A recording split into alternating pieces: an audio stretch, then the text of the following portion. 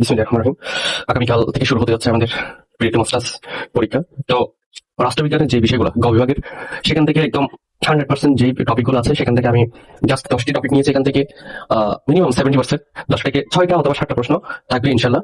তবে আমি প্রশ্নগুলো আমি নিজের প্রথমে পড়েছি, প্র্যাকটিস করার জন্য আমি এভাবে ভূমিকা লিখেছি।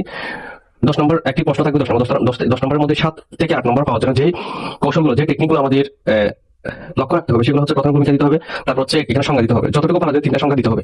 3টা সংজ্ঞার পরে এখানে টপিকগুলো দিতে হবে। এই টপিকগুলো বিস্তারিত ব্যাখ্যা করতে হবে কিন্তু, যেমন শাশ্বত আইন সম্পর্কে একটি বিস্তারিত ব্যাখ্যা দিতে হবে, প্রাকৃতিক আইন সম্পর্কে একটি বিস্তারিত ব্যাখ্যা দিতে হবে, ঐশ্বরিক আইন সম্পর্কে বিস্তারিত ব্যাখ্যা দিতে হবে। সেভাবে প্রত্যেকটি টপিকের উপর বিস্তারিত ব্যাখ্যা দিতে হবে। তারপর যাই আমরা হচ্ছে এটা হচ্ছে পরবর্তী আমাদের টপিক, পরবর্তী প্রশ্নটা হচ্ছে এটা, এই প্রশ্নটা একই, ন্যায় বিচার অথবা ন্যায় ধর্ম অথবা ন্যায় তত্ত্ব। এখানে আসতে পারে প্লেটো ন্যায় বিচার, ন্যায় তত্ত্ব অথবা ন্যায় বিচার। প্রশ্ন তিনটার কথা কিন্তু ভিন্ন থাকলেও প্রশ্ন কিন্তু একটি। তাহলে দ্বিতীয় প্রশ্ন হচ্ছে এটা।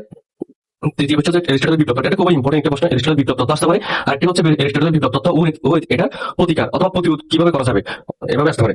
এরপর হচ্ছে রুশের সাধারণ ইচ্ছা। খুবই ইম্পর্টেন্ট, এটা খুবই ইম্পর্টেন্ট। রুশের সাধারণ ইচ্ছা এবং রুশকে কেন গণতন্ত্রী অথবা সর্বাত্মকবাদী বলা হয়, খুবই ইম্পর্টেন্ট প্রশ্নগুলো।